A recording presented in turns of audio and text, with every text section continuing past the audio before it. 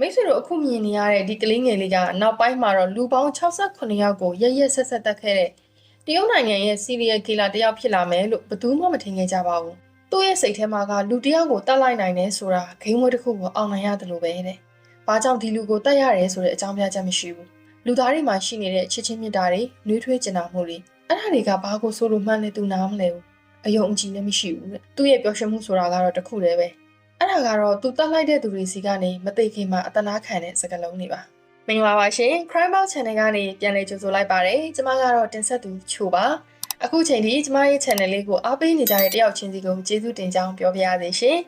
်ဒီနေ့တင်ဆက်ပေးမယ့်မှုရင်းဇာတ်လမ်းလေးကတော့တရုတ်နိုင်ငံရဲ့ Monster Killer လို့လူသိများတဲ့ရန်ရှင်းဟိုင်ရဲ့အကြောင်းပဲဖြစ်ပါတယ်1968ခုနှစ်ဇူလိုင်29ရက်နေ့တုန်းကတရုတ်နိုင်ငံဟန်နဲပြည်နယ်ကကြီးရွာလေးတစ်ခုမှာရန်ရှင်းဟိုင်ကိုမွေးဖွားခဲ့ပါတယ်သူတို့မိသားစုကအတော်လေးကိုစင်းရဲနွမ်းပါပြီးတော့မောင်နှမ၄ယောက်ရှိတဲ့အထက်မှာဆိုရင်တော့ရန်ရှင်းဟိုင်ကအငယ်ဆုံးသားဖြစ်ပါတယ်။စားဝတ်နေရေးကလည်းခက်ခဲလွန်းတာကြောင့်သူကငယ်စဉ်ကတည်းကအာဟာရချို့တဲ့မှုတွေနဲ့ကြီးပြင်းလာခဲ့ရပါတယ်။20ရာစုနောက်ပိုင်း1980နဲ့1980ဝန်းကျင်လောက်တုန်းကပြောရင်တော့ရန်ရှင်းဟိုင်ကြီးပြင်းလာတဲ့အချိန်တုန်းကတရုတ်ပြည်ရဲ့စင်းရဲမွဲတေမှုကလည်းကျမတို့တွေထင်ထားတဲ့ထဲတောင်ပိုပြီးတော့ဆိုးဝါးခဲ့ပါတယ်။ရန်ရှင်းဟိုင်မွေးဖွားခဲ့တဲ့ဟန်နဲပြည်နယ်ကလည်းအဲ့ဒီအချိန်တုန်းကတရုတ်ပြည်ရဲ့အစင်းရဲဆုံးဒေသတွေထဲမှာပါပါတယ်။လူဦးရေကလည်းအများများပြီးတော့စိုက်ပျိုးမြေကလည်းနေပါတဲ့အတွက်မိသားစုတော်တော်များများက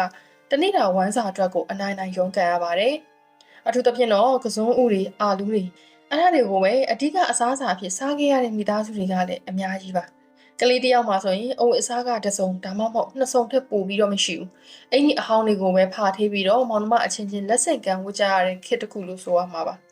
အဲ့ဒီလိုဆိုတော့ရန်ရှင်းဟိုင်အနေနဲ့ကလေးတယောက်ရဲ့အခွင့်အရေးဆိုတာကသူ့အတွက်ဘာမှန်းတော့မသိခဲ့ရဘူး။သူကငငယ်လေးတုန်းကတော့စာအရန်တော်ပြီးတော့ညံကောင်းတဲ့ကလေးတယောက်လို့ဆိုကြပါတယ်။မောင်နှမ၄ယောက်ထဲမှာဆိုရင်လည်းရန်ရှင်းဟိုင်ကအထူးချုံဆုံးပဲတဲ့။ဒါပေမဲ့မိသားစုရဲ့စင်းရဲမွေးတည်မှုတန်းနေကြောင်းပဲအထက်တန်းကျောင်းတက်နေတော့1985ခုနှစ်မှာတော့သူကျောင်းထွက်လိုက်ရပါတယ်။ဒါကသူ့ဘဝရဲ့အချိုးအကွေ့တစ်ခုလို့ပြောရမှာပါ။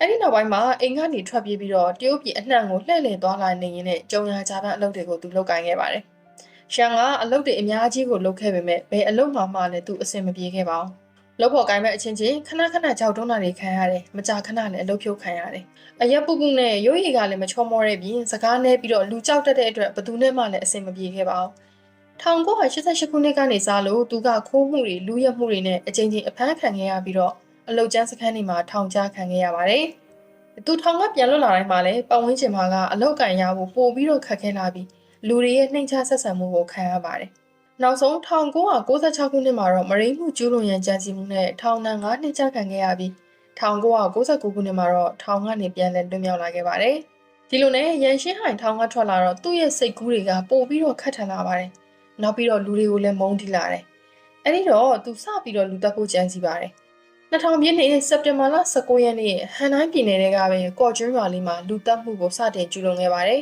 ။အဲ့ဒီအိမ်လေးကရွာရဲ့အစွန်လောက်မှာရှိနေတာမိသားစုဝင်ဆိုလို့လည်းနှစ်ဦးတည်းပဲနေထိုင်နေ။အဲ့ဒီတော့ရန်ကညအချိန်လူကြီးတိတ်မဲ့အချိန်ကိုရွေးပြီးတော့အိမ်သူအိမ်သားတွေအိတ်လောက်တဲ့အချိန်ကြာတော့မှသူ့ရဲ့ခြေထောက်ထက်ပိုပြီးတော့ကြီးတဲ့ဖက်နှက်ဆိုင်ကိုစီးပြီးတော့အိမ်တကားတွေကိုဖျက်ပြီးတော့ဝင်ရောက်တယ်။နောက်ပြီးတော့သူအသိယူလာတဲ့တန်လူနဲ့တွေးသမျှလူတိုင်းကိုအချိန်မဆိုင်မဲ့ရိုက်နှက်အဆုံးစီရင်ခဲ့ပါတယ်။နောက်ပြီးတော့သူတတ်လိုက်တဲ့သူတွေကတကယ်သိမသိသူစောင့်ကြည့်တယ်ပြီးတော့အိမ်တကားတွေကိုတခြားလေးပြန်ပိတ်ပြီးတော့တိတ်တိတ်လေးထွက်ခွာသွားပါတယ်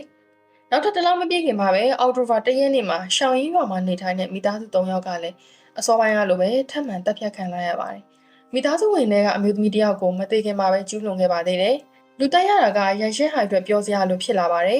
သူ့ဘဝတစ်ချောင်းလုံးမှာကအမြဲတမ်းညှင်းပယ်ခံနေရတာပါ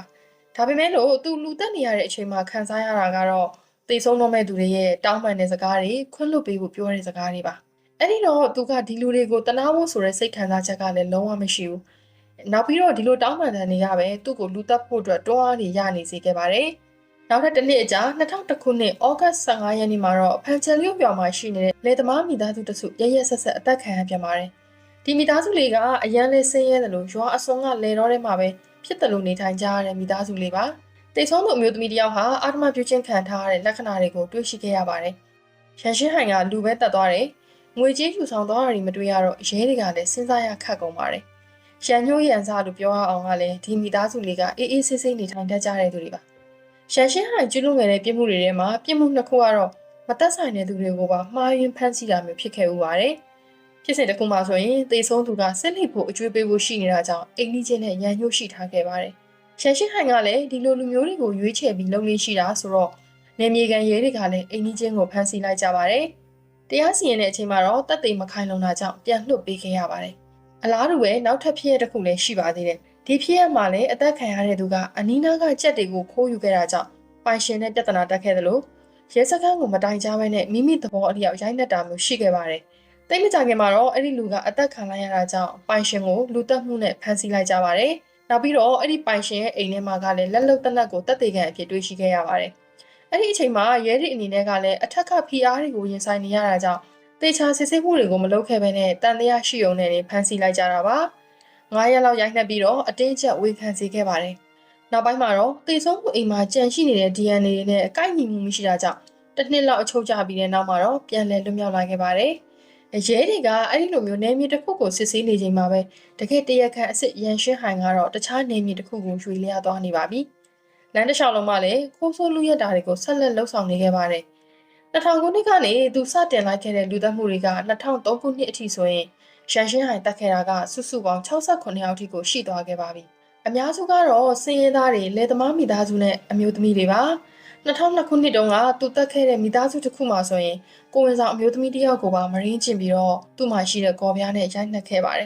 ။ကံကောင်းလုံးလို့အဲ့ဒီအမျိုးသမီးကအသက်ရှင်ခဲ့ပေမဲ့သူ့ရဲ့ခင်မွန်းနဲ့6နှစ်အရွယ်သမီးငယ်လေးကတော့ဒီရန်ရှင်းဟိုင်ရဲ့လက်ချက်နဲ့ပဲဆုံးပါသွားခဲ့ရပါတယ်။ဖြစ်စဉ်တွေအားလုံးကိုပြန်ကြည့်ရမယ်ဆိုရင်တော့ရန်ရှင်းဟိုင်ကလူတက်တာစနစ်ကြတယ်။ရက်ဆက်တယ်အဓိကအပြင်တော့ကြီးလက်ဒေတာကဆင်းရဲတဲ့မိသားစုတွေတအိမ်နဲ့တည်တံ့ရှိနေတဲ့အိမ်မျိုးတွေကိုရွေးချယ်နေရှိပါတယ်။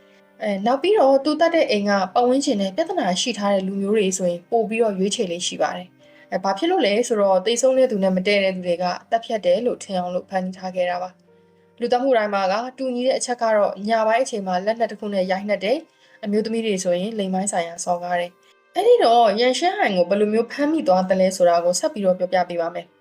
2003ခုနှစ်နိုဝင်ဘာ3ရက်နေ့တုန်းကရန်ရှင်းဟိုင်ကဟဲဘေးပြည်နယ်ရဲ့မြို့လေးတစ်မြို့ကဖျော်ဖြေရေးပွဲကိုတွားရောက်လည်ပတ်ခဲ့ပါတယ်။အဲ့ဒီပွဲကင်းထဲမှာရဲတွေကမှတ်ပုံတင်စစ်ဆေးကြတယ်။အဲ့တော့ရန်ရှင်းဟိုင်ပြလိုက်တဲ့မှတ်ပုံတင်ကအချက်အလက်တွေမတူညီတာကိုရဲတွေကသတိထားမိသွားပါတယ်။ဒီတော့သူ့ကိုဆက်ပြီးတော့စစ်ဆေးကြတယ်။အရင်တုန်းကကျူးလွန်ခဲ့မှုတဲ့ပြစ်မှုမှတ်တမ်းတွေကလည်းတွေ့ရှိရတယ်လို့ရန်ရဲ့ပုံစံကလည်းတည်ငြိမ်မှုမရှိဘူး။အနီးနားဝန်းကျင်မှာကလည်းလူသတ်မှုတွေကဖြစ်ထားတာလေ။အဲ့ဒီတော့သူ့ကိုဖမ်းလိုက်ပြီးတော့စစ်ဆေးကြပါတော့တယ်။အစောပိုင်းလူသတ်မှုတွေကတွေ့ရှိခဲ့တဲ့ DNA တွေနဲ့တိုက်ဆိုင်စစ်ဆေးကြပါတယ်။ရှန်ရှင်းဟိုင်အနေနဲ့ဘလောက်ပဲစနစ်တကျလူသတ်ပါစေတက်သေးကတော့ကြံခဲ့စမြဲပါ။ဤပညာတိုးတက်မှုတွေအရလူသတ်မှုဖြစ်စဉ်တိုင်းမှာတွေ့ရှိရတဲ့သွေးစပင်းနဲ့လိမ်မိုင်းဆိုင်ရာကျူးလွန်မှုတွေမှာလည်းရန်ရှင်းဟိုင်ရဲ့ DNA ကိုတွေ့ရှိခဲ့ကြရပါတယ်။နောက်ပြီးတော့ရန်ရှင်းဟိုင်မှာက HIV/AIDS ပိုးကိုလည်းထပ်မံတွေ့ရှိခဲ့ရပါတယ်။နောက်ထပ်ပြီးတော့စစ်ဆေးကြတော့ရန်ရှင်းဟိုင်တက်ခဲ့တဲ့အိမ်ရဲ့အတွင်းပစ္စည်းတွေမှာတွေ့ရှိခဲ့ကြတဲ့လက်ဝေရနဲ့သူ့ရဲ့လက်ဝေရဟာလည်းတူညီနေခဲ့ပါတယ်။အဲ့လိုနဲ့ပဲရဲတွေကရန်ရှင်းဟိုင်ကိုစစ်ဆေးမေးမြန်းကြတယ်။သူ့ကိုစစ်ဆေးမေးမြန်းရတာကလည်းအချိန်2နာရီဝန်းကျင်လောက်ပဲကြာတယ်တဲ့။မတုံမလို့အေးလူလူနဲ့ပဲဒီလူသတ်မှုတွေကသူကျူးလွန်ခဲ့တာဖြစ်ကြောင်းကိုဝန်ခံခဲ့ပါတယ်။လူမသက်ခင်မှာစပိန်နဲ့ပဲဖြစ်ဖြစ်ခြေလျင်ပဲဖြစ်ဖြစ်ရွာတွေကိုပတ်ပြီးတော့သွားလိမ့်ရှိပါတယ်။သူရည်ရွယ်ထားတဲ့အိမ်ကိုညပိုင်းမှာမိသားစုဝင်တွေအိမ်နေတဲ့အချိန်မှာပဲတကားကိုချိုးဖျက်ဝင်ရောက်ပြီးတော့တန်တုပ်တို့ဓာတ်တို့ပေါက်ပြားတူစတဲ့အဲ့လိုအရာတွေနဲ့တပ်ဖြတ်နေရှိပါတယ်။တော့အမျိုးသမီးနဲ့ကလေးတွေကိုတော့လိမ်မိုင်းဆိုင်ရာကျူးလွန်မှုတွေပြုလုပ်ပြီးတော့မှတပ်ဖြတ်ခဲ့ကြောင်းကိုလည်းစစ်ဆေးပေါ်ပေါက်ခဲ့ပါတယ်။ဒီဖြစ်ရပ်ကတော့ရန်ရှင်းဟိုင်ဒါမှမဟုတ်တရုတ်ပြည်ရဲ့ Monster Killer လို့နာမည်ကြီးခဲ့တဲ့ကွင်းဆက်လူသက်သမားတစ်ယောက်အကြောင်းပဲဖြစ်ပါတယ်။လူပေါင်း68ဦးထက်မနည်းကိုတပ်ဖြတ်ခဲ့ပြီးတော့23ဦးကိုအာဓမပြုခြင်းခဲ့ပါတယ်။နောက်ထပ်လူ10ဦးကိုအပြင်းထန်ထိခိုက်နာကျင်စေခဲ့ပါတယ်။ဒီလိုမျိုးသူကျူးလွန်ခဲ့တဲ့ပြစ်မှုတွေကြောင့်2004ခုနှစ်ဖေဖော်ဝါရီ14ရက်နေ့မှာတော့တရုတ်အစိုးရရဲ့တေတံပေးခြင်းကိုခံခဲ့ရပါတယ်။ရန်ရှင်းဟိုင်ကိုပြစ်ဒဏ်မစီရင်ခင်မှာတော့ပြည်သူလူထုစီကိုစကားပြောခွင့်ရခဲ့ပါတယ်။ရဲတွေတရေတောက်တွေနဲ့နင့်နာသူတွေရဲ့ဆွေမျိုးတွေနောက်ပြီးတော့တခြားပြည်သူလူထုကိုဘာပြောချင်လဲလို့မေးတဲ့အခါမှာတော့သူကမထီတထီပြုံးပြပြီးတော့ဒီလူတွေကတေဖို့အတွက်ထိုက်တန်လို့ငါကတတ်ခဲ့တာအဲ့ဒီလိုမျိုးပဲစကားကိုခတ်တူတူပြောပြီးတော့သူ့ရဲ့တေးတန်စီရင်မှုကိုမတုံ့လောက်ခံယူသွားခဲ့ပါတယ်။ဒီအစိုးရကသူ့ကိုတနက်နဲ့ပြစ်ဒဏ်စီရင်ခဲ့ပါတယ်။တိတ်ဆုံးချိန်မှာတော့ရန်ရှင်းဟိုင်ရဲ့အသက်က35နှစ်ရှိနေပါပြီ။နောင်နာမရှိအချင်နာတရားမရှိသူ့ရဲ့မျက်နှာနဲ့အပြုံးတွေကသူ့တက်ဖြတ်ခဲ့တဲ့အမှုတွေလိုပဲကြောက်ရွံ့ထိတ်လန့်စရာအကြံရှိနေခဲ့ပါတော့တယ်။ဒီလိုနဲ့ပဲအကြမ်းဖက်အကြီးစားစီရီယယ်ကီလာတယောက်ဟာတမိုင်းမှတ်တမ်းဝင်သွားခဲ့ပါပြီ။မှတ်တမ်းတချို့အရသူ့ရဲ့ချစ်သူအမျိုးသမီးကရန်ရှင်းဟိုင်ရဲ့အစောပိုင်းပြစ်မှုမှတ်တမ်းတွေကိုသိရှိသွားပြီးတော့ အဲ့ဒီနောက်မှာဆွန့်ပစ်သွားခဲ့တယ်လို့လည်းဆိုကြပါတယ်။ရန်ရဲ့မိသားစုဝင်တွေကတော့သူတို့ရဲ့သားကအဲ့ဒီလောက်ထိစိုးသွမ်းကြုံမာခဲ့တယ်ဆိုတာကို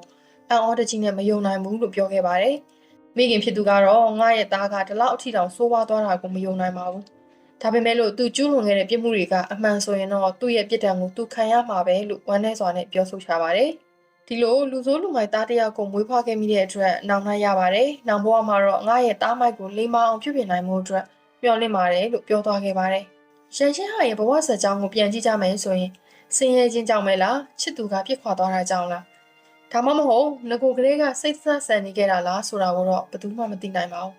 ။ဒါပေမဲ့ဘလို့အကြောင်းတွေကြောင့်ပဲဖြစ်ဖြစ်တည်ဆုံးသွားတဲ့သူတွေအတွက်ကတော့တကယ့်ကိုစိတ်မကောင်းဝမ်းနည်းကြေကွဲစရာပါပဲ။ဒီရန်ရှင်းဟာရဲ့အမှုမှာတရုတ်အစိုးရအနေနဲ့ကတရင်အချက်လက်အချို့ကိုပြည်သူလူထုကိုချပြတာမျိုးမလုပ်ခဲ့ပါဘူး။နင်နာသူတွေရဲ့ကိုယ်ရေးအချက်လက်တွေကိုအပြည့်အဝကာကွယ်ပေးထားပါတယ်။တရုတ်ပြည်သူသမ္မတနိုင်ငံထူထောင်စဉ်ကစလို့ဒီအမှုကတော့အဆိုးဝါးဆုံးကွင်းဆက်လူတက်မှုလို့ပြောရမှာပါ။ဒီလိုနဲ့ရန်ရှင်းဟိုင်ဆိုတဲ့လူသက်သမားတယောက်ရဲ့ဘဝကတော့အဆုံးသက်နီးကုန်းချုပ်သွားခဲ့ပါပြီ။ရန်ရှင်းဟိုင်အမှုကိုလေ့လာကြတဲ့အခါမှာတော့တရုတ်ပြည်ရဲ့အဲ့ဒီခေတ်ကဆင်းရဲမှုကပဲသူ့ကိုစိုးသွမ်းတဲ့လူသက်သမားတယောက်ဖြစ်လာစေတဲ့တွန်းအားတစ်ခုလို့ပညာရှင်တွေကသုံးသပ်ကြပါတယ်။ဒါပေမဲ့သူတက်ခဲ့တဲ့သူတွေကလည်းသူ့လိုပဲဆင်းရဲတဲ့လယ်သမားမိသားစုတွေဖြစ်နေတာကတော့တကယ့်ကိုစိတ်မကောင်းစရာပါပဲ။သူ့ရဲ့ဘဝဆက်ကြောင်းကိုပြန်ကြည့်ကြမယ်ဆိုရင်တော့လူတယောက်ရဲ့ဘဝကိုဆင်းရဲခြင်းနေနဲ့ပဲစတင်ခဲ့တယ်။အနိုင်ခံနှင်းပြဘဝကိုနာကြီးနေရကနေတဆင့်သူ့ရဲ့စိတ်ခံစားချက်တွေကိုလူတက်မှုနဲ့ပြန်လည်ဖြည့်ရှင်းတတ်တဲ့လူသားအဖြစ်ကိုပြောင်းလဲသွားခဲ့ပါတယ်။ရန်ရှင်းဟာရဲ့နေရာကိုဝင်ကြည့်မယ်ဆိုရင်သူကငယ်စဉ်ကတည်းကကလေးတယောက်ရဲ့နှွေးထွေးတဲ့ဘဝကိုမရရှိခဲ့ပါဘူး။နောက်ပြီးတော့ပညာရေးနဲ့အလောက်အကိုင်အခွင့်အလမ်းမရှိတဲ့အတိုင်းဝိုင်းနေလူအဖွဲ့အစည်းရဲ့ဖိနှိပ်မှုတွေအဲ့ဒီအရာတွေကပဲလူတယောက်ကိုပြောင်းလဲသွားစေခဲ့တာလား။မမြင်နိုင်တဲ့နီးနဲ့ဖြတ်စီးပြီးတော့တပ်ဖြတ်တဲ့သူဖန်တီးခဲ့တယ်လို့ပဲဆိုရမလား။လူသားသမားတယောက်ကိုတားဆီးလို့မရနိုင်ပေမဲ့ကျမတို့ရဲ့လက်နဲ့မဖန်တီးမိစေဖို့တော့တတိပြုဖို့လိုအပ်ပါတယ်။ဗီဒီယိုလေးကိုအဆုံးထိကြည့်ရှုပေးခဲ့တဲ့အတွက်အားလုံးကိုကျေးဇူးတင်ပါတယ်ရှင်။ကျမတို့ရဲ့ Crimebox Channel လေးကို Like and Subscribe လုပ်ခဲ့ပြီးဖို့အတွက်လည်းတောင်းဆိုပါရစေရှင်။အကယ်၍ဒီဗီဒီယိုနဲ့ပတ်သက်လို့မိတ်ဆွေတို့ရဲ့ထင်မြင်ချက်တွေရှိရင်လည်း Comment Box မှာရေးခဲ့ပေးလို့ရပါတယ်။ကျမကတော့တင်ဆက်သူချိုးပါရှင်။